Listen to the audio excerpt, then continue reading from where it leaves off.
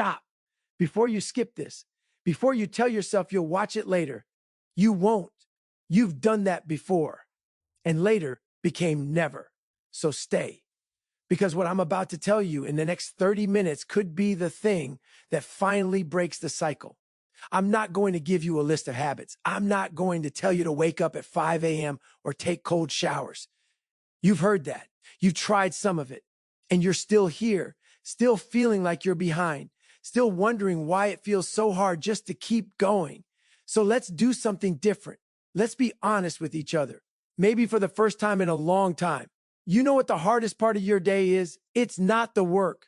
It's not the responsibilities. It's the moment you wake up before you even check your phone and that feeling hits you.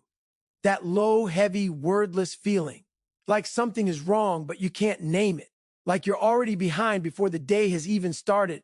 You lay there, maybe for a few minutes, maybe longer, and your mind starts moving faster than you want it to. Hey, did I make the right choices? Why am I not further along? Why does it look so easy for everyone else? You get up, you go through the motions, you look fine, you function, you answer messages. Maybe you go to work or school. Maybe you scroll for 20 minutes just to feel something that isn't that weight on your chest.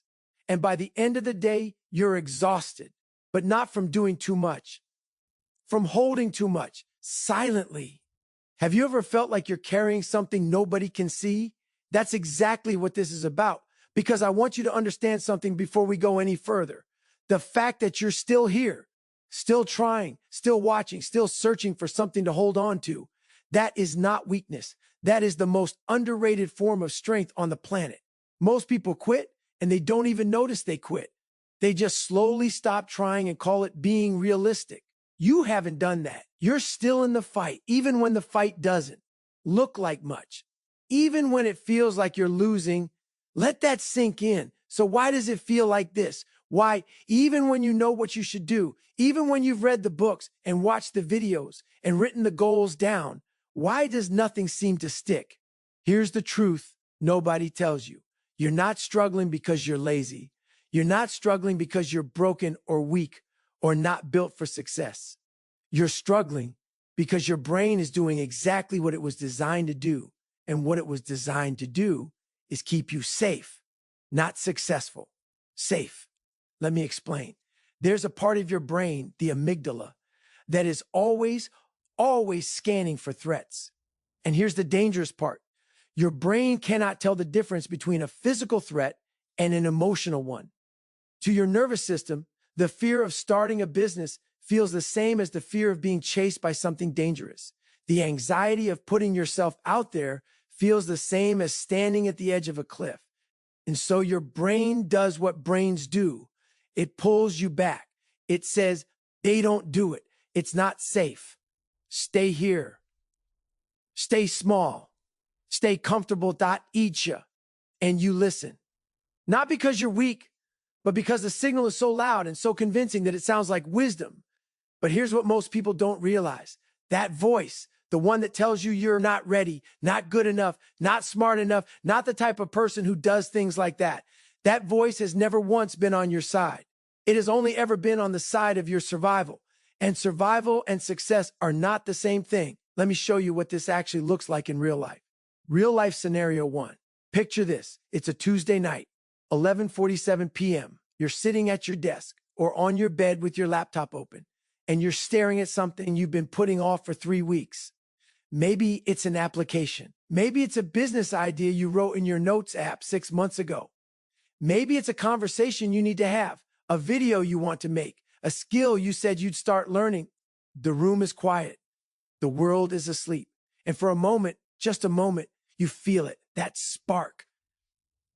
Ye could do this right now. I could actually start. And then within seconds, the other voice shows up. But what if it doesn't work? What if you're not good at it? What if you start and then quit again? What does that say about you? And just like that, the tab closes. The Notes app shuts. You open something else, something easy, something that doesn't ask anything of you. And you tell yourself you'll do it tomorrow. But here's what's really happening in that moment. It's not procrastination. It's not laziness. It's avoidance. And avoidance is almost always driven by one thing: fear of what starting means. Because starting means you have to find out if you're actually capable. And right now, not knowing feels safer than knowing, and finding out you can't. Do you see what's happening there? Your brain is protecting you from a threat that isn't real. The real threat, the one that should terrify you, is staying exactly where you are for another year, another 5 years, waking up older with the same dream still unopened in the Notes app, still telling yourself, eat tomorrow, Yao Chu. That is the real danger. Now, here's where it gets interesting, because most motivational content will stop at face your fear.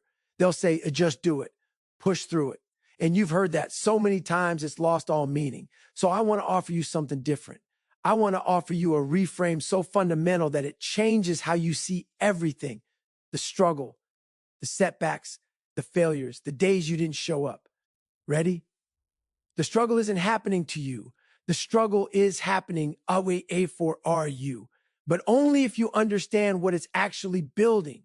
See, most people think they're trying to build success, a career, a body, a relationship, a life, but that's not actually the project. The real one, the one most people never realize they're on, is building the I persona who can hold all of those things. You're not building success. You're building the person who creates it. And the only raw material for that person is difficulty. It is resistance. It is the days where nothing works and you keep going anyway. It is the embarrassing failures and the silent rejections and the nights where you had to choose between comfort and growth, and you chose growth even when it hurt. Every single one of those moments is not evidence that you're failing. They are the curriculum. And most people drop out because they mistake the hard part of the lesson for a sign they're in the wrong class. Here's the hard truth. No one is coming to save you. Not your family, not your friends, not the perfect circumstances, not a mentor who appears out of nowhere and changes everything. No one is coming. And that sounds brutal, but listen to what comes after it. Because the moment you truly accept that, something extraordinary happens. You stop waiting. You stop outsourcing your progress. You stop looking for permission, and you start becoming the person you were waiting for. That is not a burden. That is the most powerful realization of your life. Now, let me ask you this, and I want you to actually think about it. Who are you when nobody's watching? When there's no accountability, no audience, no one to impress? Who shows up in that room? Because that's your real identity right now. Not who you want to be. Not who you tell people you're becoming. The person you are when it's just you and the choice in front of you. That's the baseline. And here's what I want you to hear. That baseline is not your ceiling. It is your starting point. Due and starting points can change. They change through repetition, through decision, through the slow and unglamorous work of becoming someone different. Not someday, but in the next 10 minutes, in the next choice you make. This is where everything changes. The shift isn't in your strategy. It's in how you see yourself. Because every action you take is either reinforcing an old identity or building a new one. Every time you do the hard thing, you are casting a vote for the person you're becoming. And you don't need a perfect record. You just need enough votes. Hey, if this is landing right now, if something in what I'm saying is hitting you in a way that feels real, that means you're still fighting. That means some part of you hasn't given up, even when it felt like you had. And that part of you deserves to find this video. Hit like right now so that someone else who needs this can find it. Someone sitting in the exact same place you were 10 minutes ago. You might not know them, but you know the feeling. Pass it on. All right, let's get practical, because insight without a method is just a feeling, and feelings fade. So I'm going to give you 5 mental tools, not habits, not routines. Mental tools, ways of thinking that when you actually use them, change how you respond to the hardest moments of your life. Tool 1, the 10-minute rule, the negotiation with resistance.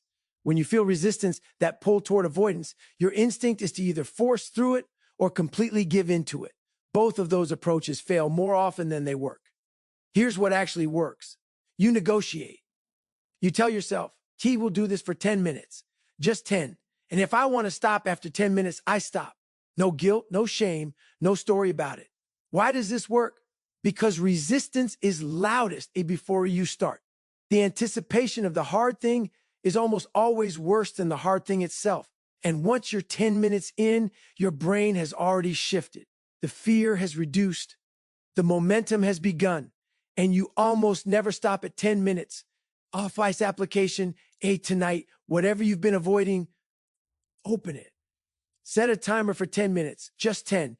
You don't have to finish. You just have to start. Tool 2, reframe the failure narrative air. Here's something that will change how you see every setback you've ever had. You don't fail at things. You get data from them. That sounds like a small semantic shift, but it's enormous because the word failure triggers shame, and shame triggers retreat. Shame makes you want to hide, not try again. But data is neutral. Data is useful. Data tells you this approach didn't work. Try a different angle. Why? Think about someone learning to ride a bike. They fall 20 times. We don't look at those falls and say, that child is a failure at cycling. We say, they're learning. Why do we stop extending that same grace to ourselves as adults? Alpha 5 application, the next time something doesn't work and something will, ask yourself, what did this teach me that I couldn't have learned any other way? Write the answer down.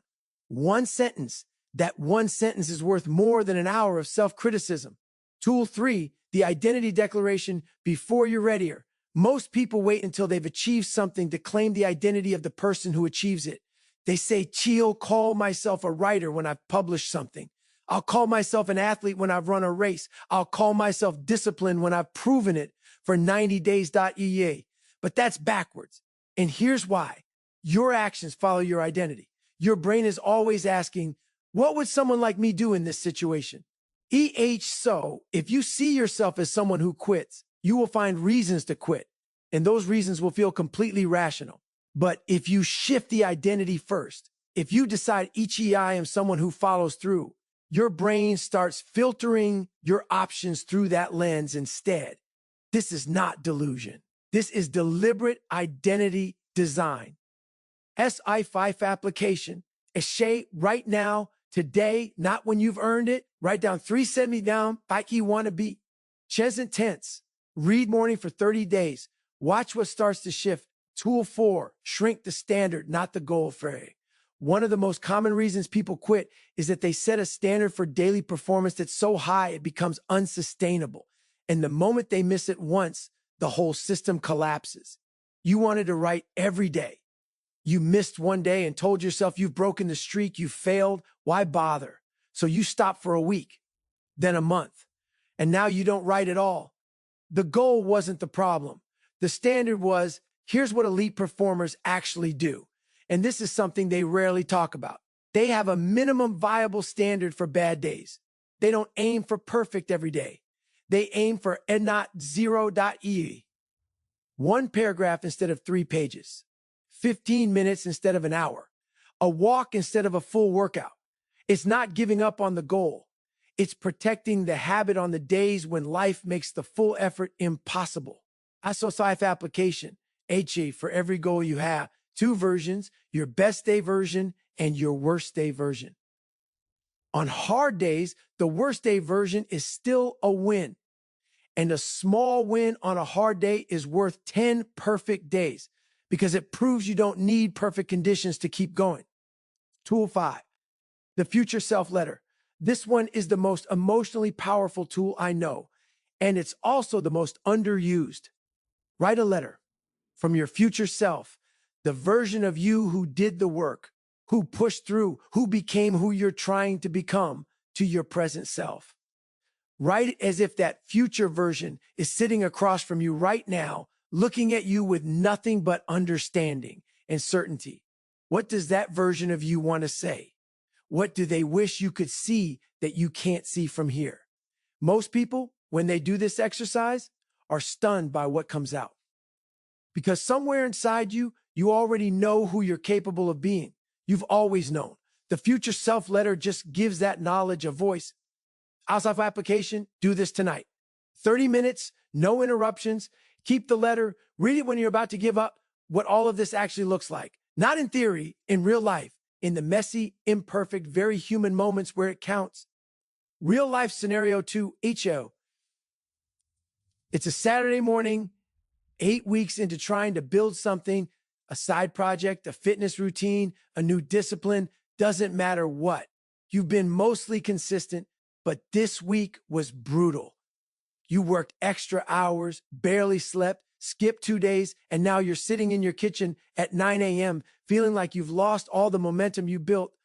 Old mindset. The old version of you looks at the past week and does the math. I missed 2 days. I'm already behind. I've probably lost progress. What's the point of starting again today if I'm just going to fall apart again next time things get hard? Oh, and so you don't start today. Maybe you take the whole week off, and then the week becomes a month, and the thing you cared about gets quietly buried under the weight of a narrative that told you you're not the kind of person who sticks with things. Not you. Now, same scenario. New mindset. You look at the past week and you do different math. Ye had one of the hardest weeks I've had in months. I missed 2 days and I showed up 5.U5. In a week where you had every legitimate reason to show up 0, you made the minimum viable choice on the hard days. You didn't let one hard week turn into 0. You feel the pull to spiral, but now you recognize it. You name it. That's avoidance disguised as logic. Ye and you make a different choice. You do your 10-minute rule. You sit down. You start. You don't do the full thing, but you do something. And when you finish, even if it was small, something shifts. Not because you did something impressive, but because you looked at the hard moment and didn't let it win. Do you feel the difference between those two versions? The difference isn't talent. It isn't even discipline in the way most people define it. It's the story you decide to tell yourself about what the hard week means. Imagine this. You're 6 months from now. Still you, same face, same life circumstances, but different relationship with your own mind.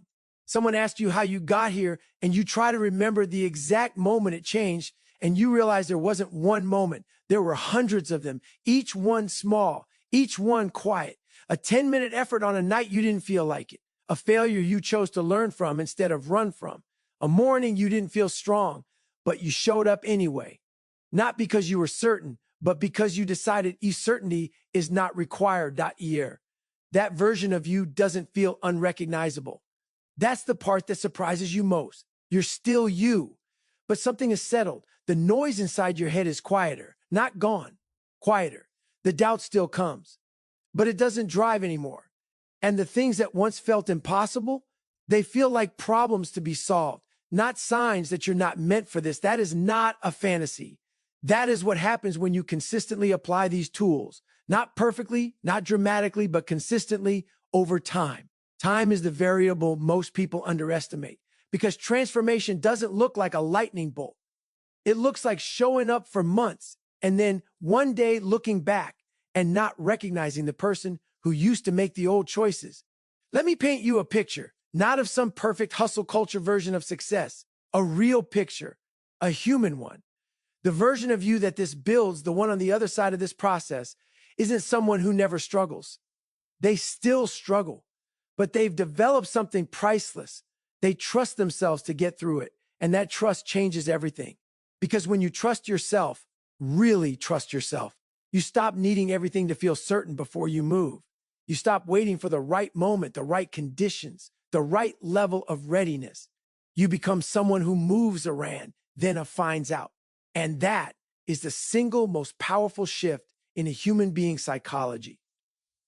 Confidence is not something that comes before action. It is something that grows from it. Every time you chose to start when you didn't feel ready, you built a piece of evidence. Ye can handle discomfort.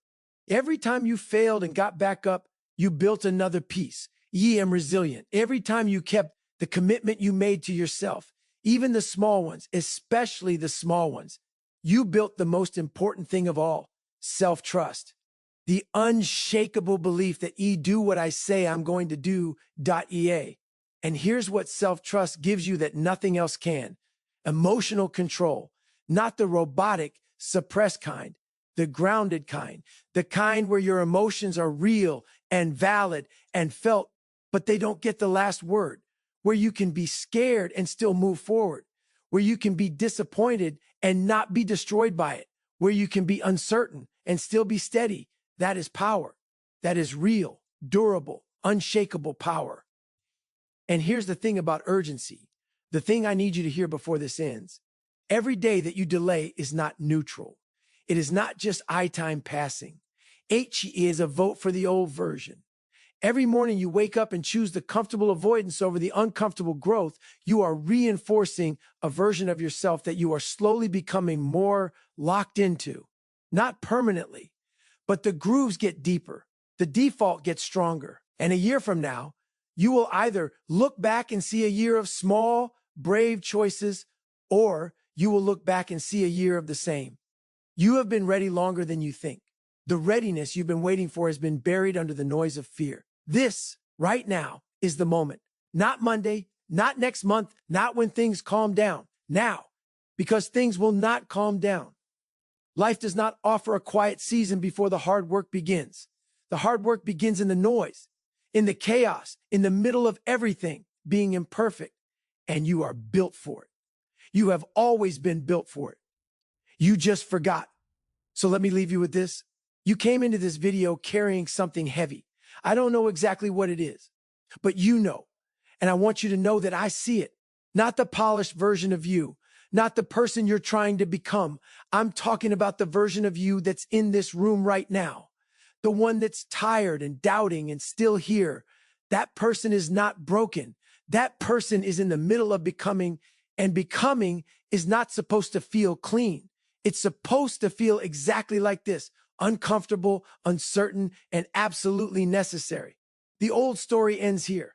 The one that says you're too late, too behind, too much of a mess to figure this out. That story was never true. It was borrowed from fear, from comparison, from a version of yourself that didn't yet know what you now know. You are not the person who gave up. You are the person who came back. Every time. You are the person who found this video on a day when they needed it and stayed. And that matters. Here's your identity. Take it. Own it. You are someone who does hard things. You are someone who keeps going. You are someone who is becoming the strongest version of themselves. One choice, one day, one moment at a time. And nothing can take that from you except you. Your mindset is your most powerful weapon. Now go use it. Sechi. If this video moved you, hit like right now so someone else who needs this can find it. Subscribe to Unbreakable Mindset for more content like this every week. And if you're ready to go deeper, the next video is waiting. Don't close this. Go watch it. Watch next.